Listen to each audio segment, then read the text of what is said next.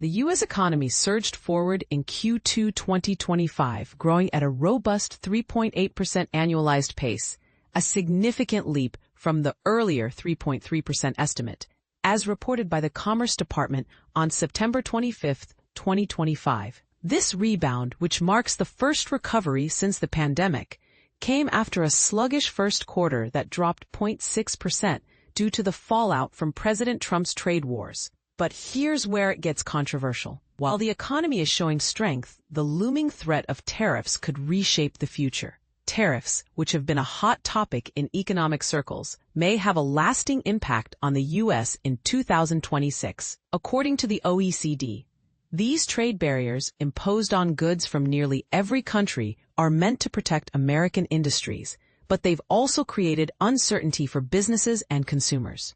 And this is the part most people miss. The real cost of these tariffs isn't just in higher prices, but in slower economic growth. Consumer spending was the main engine behind Q2's growth, rising 2.5%, a big jump from the 0.6% in Q1 and far above the 1.6% previously estimated. Economists say this shows Americans are still willing to spend even when the economy feels shaky. This bump up from 3.3% to 3.8% is a clear sign that the consumer is still strong, said Priscilla Thiagamorthy, a senior economist at BMO. But we need to watch how this plays out as we head into 2026. The services sector, which includes things like healthcare, education, and entertainment, grew at a 2.6% annual rate, more than double the earlier estimate of 1.2%.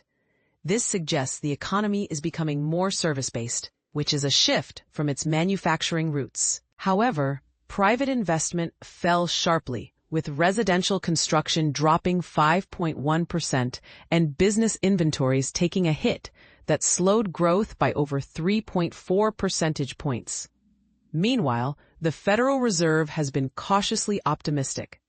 After cutting interest rates last week, the central bank plans 2 more reductions in 2025.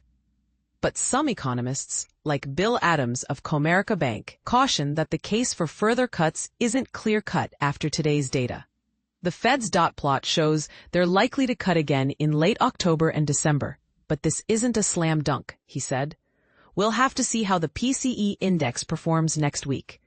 The first quarter's dip was largely due to a surge in imports, which are subtracted from GDP, as businesses rushed to bring in foreign goods before Trump's new tariffs took effect. That trend reversed in Q2, with imports falling 29.3%, boosting growth by over 5 percentage points.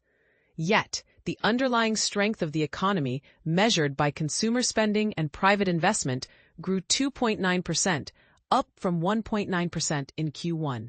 But this doesn't mean everything is perfect. Government spending fell 5.3%, and the overall growth rate for the first half of 2025 averaged 1.6%. Not great, but better than initially thought. As Trump returns to the White House, his trade policies continue to shape the economy. His tariffs on steel, aluminum, and autos are meant to shield American industries, but they've also sparked debates about their long-term impact. What do you think the long-term effects of these tariffs will be? Share your thoughts in the comments below.